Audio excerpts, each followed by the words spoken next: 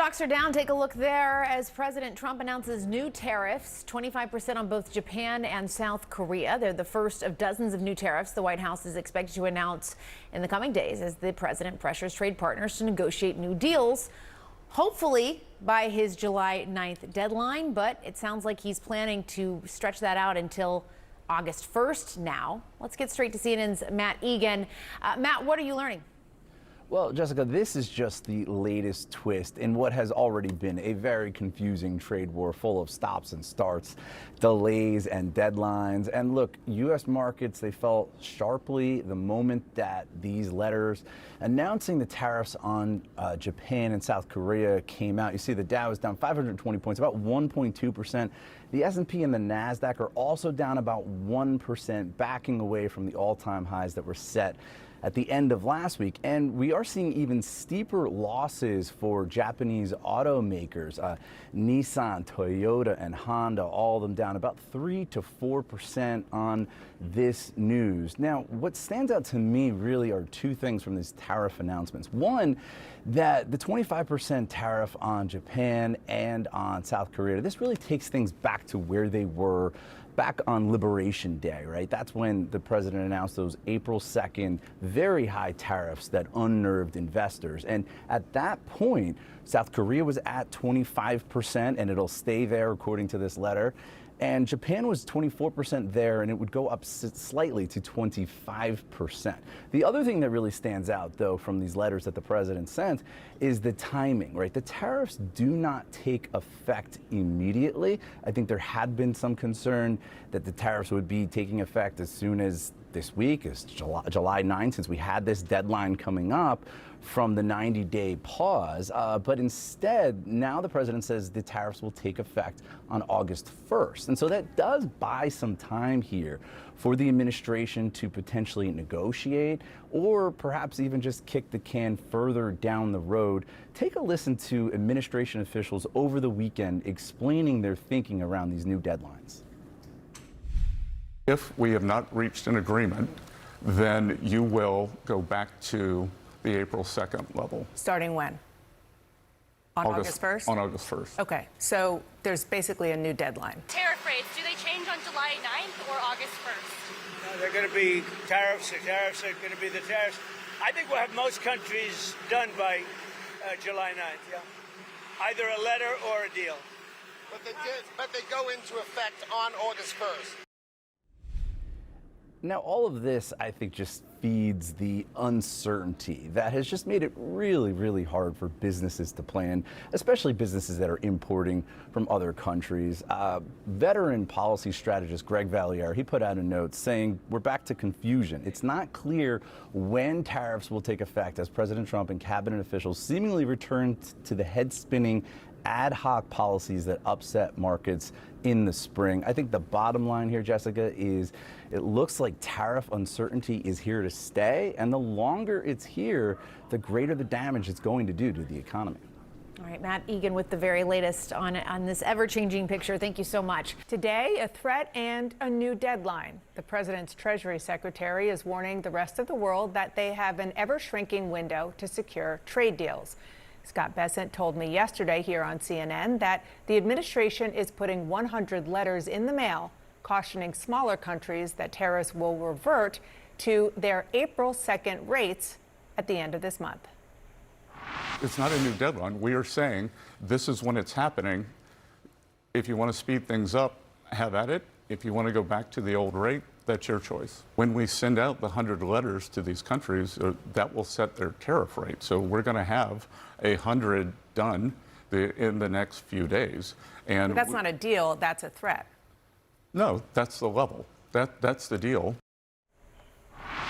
My panel is back. And Jeff, we were told that the letters would go out around noon Eastern, which is 20 minutes ago. Maybe they did. We don't have any word about it.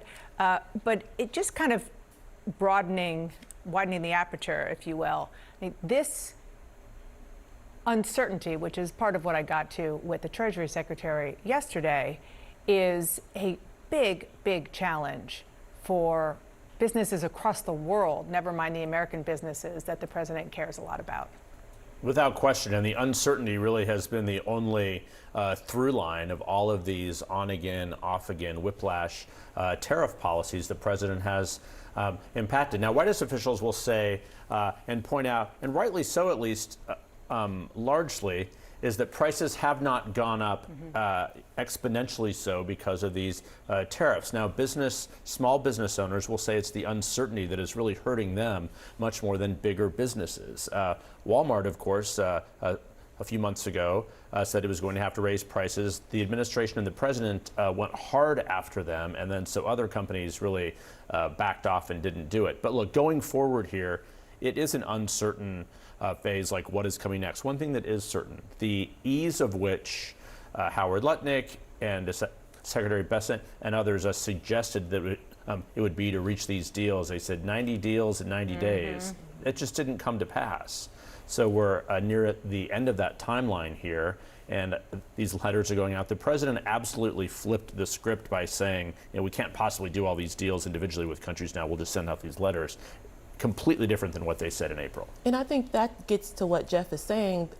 One of the problems here is the credibility of the White House, because you can't trust what the White House says about the purpose of the tariffs, when deals are going to be done, how easy it's going to be for deals to be done. So it's saying one thing, and then a few weeks or months later, they're saying something completely different. The White House has contradicted itself repeatedly when it comes to the purpose of the tariffs and when these deals with all these countries are going to get done. Now, so far, it doesn't seem to have hurt the White House much that this is perhaps another example where there's not been a consistent message, but maybe it could. I think American people are starting to get confused. Yeah, I mean, it is true that we have not seen evidence of inflation or higher prices because of this. It's also true that there's been a pause, and the market, went down, and then it came up during and because of that pause. So we don't know what we don't know. Well, it's hard with the economy. It's also hard for businesses to plan beyond 90 days, and then another 90 days, and then maybe 2 weeks, because it's usually either 2 weeks or 90 days at the administration, and then they bump it another 90 days or 2 weeks.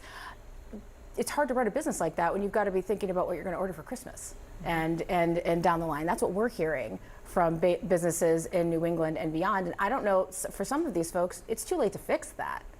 And what happens, going into the next year, we'll have to see.